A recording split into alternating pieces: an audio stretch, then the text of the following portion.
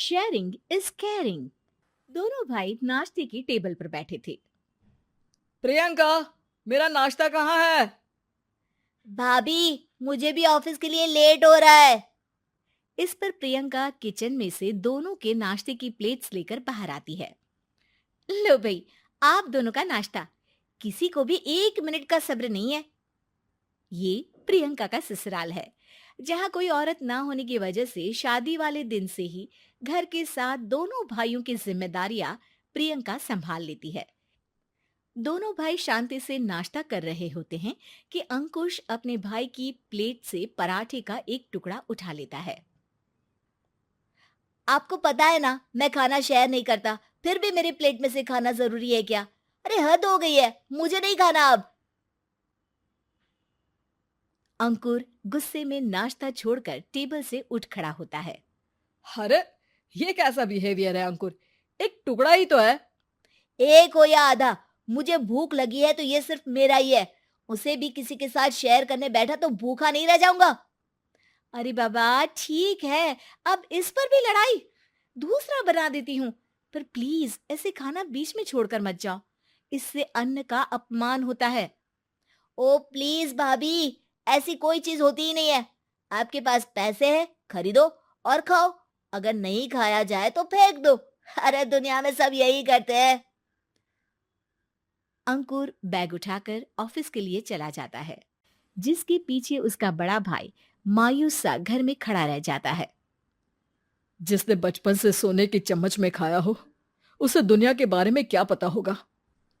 वैसे गलती तो हमारी ही है। अगर कभी बचपन में ही सही गलत का फर्क सिखाया होता तो आज ये हाल नहीं होते। आप फिक्र क्यों करते हैं जी? भगवान है, वो जो भी करता है सबकी भलाई के लिए ही करता है। और जब वो चाहेंगे तो अपनी तरह से अंकुर भैया को भी सब कुछ सिखा देंगे।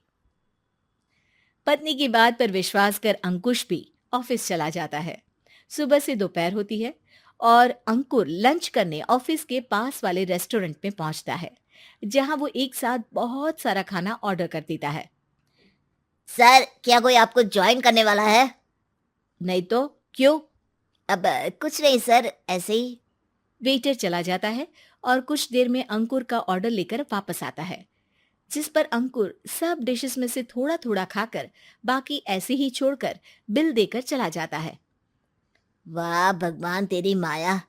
कहीं कोई एक एक टुकड़े के लिए तरसता रहता है और ये 5 लोगों का खाना ऑर्डर करके एक का भी पूरा नहीं खाते। पैसे वालों की माया। वेटर टेबल साफ कर बचा हुआ सारा खाना लेकर रेस्टोरेंट के पीछे घूम रहे बच्चों के पास पहुंच जाता है, जिसे देख बच्चों के चेहरे खिल उठते हैं।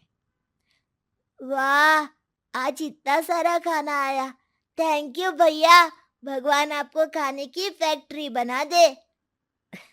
अगर ये फैक्ट्री मेरी होती तो तुम लोगों को कभी किसी का झूठा बचा हुआ खाना नहीं खाना पड़ता। चलो तुम लोग खाओ, पर ध्यान रखो किसी को पता ना चले, नहीं तो मेरी नौकरी चली जाएगी। इसी के साथ दिन बीतता है और रात को दोनों भाई एक साथ घर पहुंचते हैं।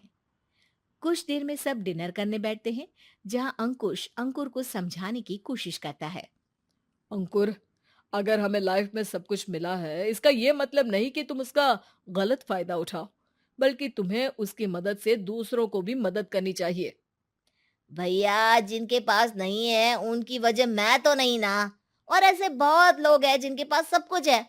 इसलिए अगर मैं एक इंसान कुछ नहीं करूंगा तो कोई फर्क नहीं पड़ने वाला। तुम्हारे भैया बस एक चीज समझाना चाहते हैं कि जिस चीज की हमारे पास कमी नहीं है, उसे बर्बाद करने से अच्छा है कि लोगों के साथ शेयर करें। इससे हम सिर्फ सामान नहीं, खुशियां भी बांटते हैं, और इसमें तुम्हारा ज्यादा कुछ तो जाएगा नहीं। भैया भाभी की बात सुन अंकुर कुछ बोले बिना उठकर चला जाता है। इसी तरह दिन बीतते रहते हैं, जिसमें अंकुश और प्रियंका कोशिश तो बहुत करते हैं, पर अंकुर पर किसी भी चीज का कोई असर नहीं पड़ता। एक दोपहर अंकुर सैंडविच खाते हुए सड़क के किनारे चल रहा होता है। तभी उसकी नजर आइसक्रीम वाले पर पड़ती है और वो सैंडविच सड़क किनारे फेंक आइसक्रीम खरीदने पहुंच जाता है। अब इसे कहते हैं जिंदगी का सुख। जैसे ही अंकुर आइसक्रीम लेकर पीछे मुड़ता है, तो एक आदमी को सड़क से वही सैंडविच उठाते हुए देखता है।